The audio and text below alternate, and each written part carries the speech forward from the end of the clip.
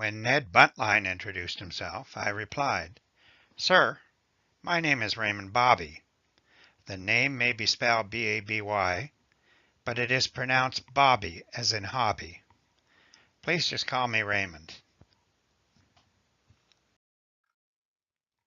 The Bobby family goes back a long way in Canada, at least as far back as 1665, when an ancestor by the name of Jacques Bobby came from France with an infantry regiment of soldiers. Never returned. About 35 years later, a son, Raymond Bobby, went west to the area of Detroit. When the British gave up Detroit, Francis Bobby took his family and crossed the St. Clair to Sambre about 1815.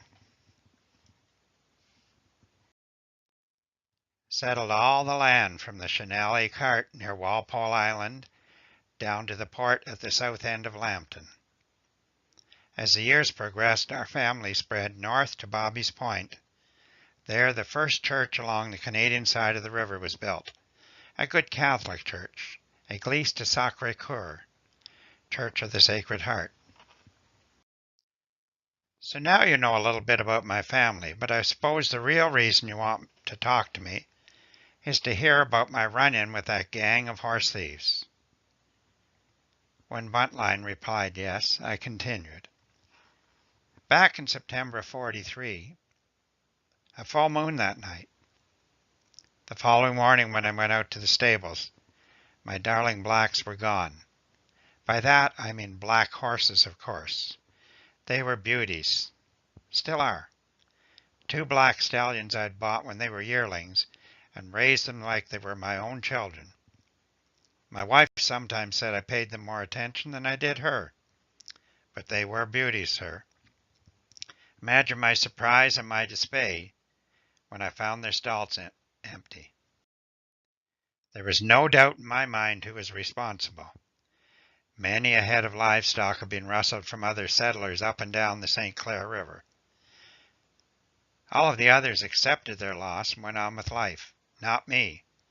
Those 2 fine animals were very important to me. Didn't think I could let this guy get away with it. I'd heard when they rustled horses, they had a scow that they could load the horses onto and take them down to the Niagara River to be unloaded and sold there. So I quickly decided I would take one of my other horses and ride through the day and night and be there before them. But it wasn't a direct route. There were no roads across the middle of Lambton County then, just swamp and bush. I had to ride nearly 250 miles, first north to Sarnia, and then east along the lake to Errol and the Egremont Road, and then east through London to Niagara. Using relays and several horses, with a couple of short quick naps, I made it to Niagara in 3 days. Through the local sheriff, I was able to arrange for a posse to patrol along the Lake Erie shore. On the 5th day, somebody on watch spotted a strange-looking boat coming into anchor close into shore. It was about 5 or 6 miles. Rode there at top speed with the posse. Unknown to us at the time, Lorne McDougall was supervising as members of his gang led several lots of the horses from the shore out to the scow where they were winching them aboard. They were the last bunch of horses when the posse arrived and rushed at those thieves. The men quickly took to the boats, leaving behind just 6 horses. I was so fortunate, sir.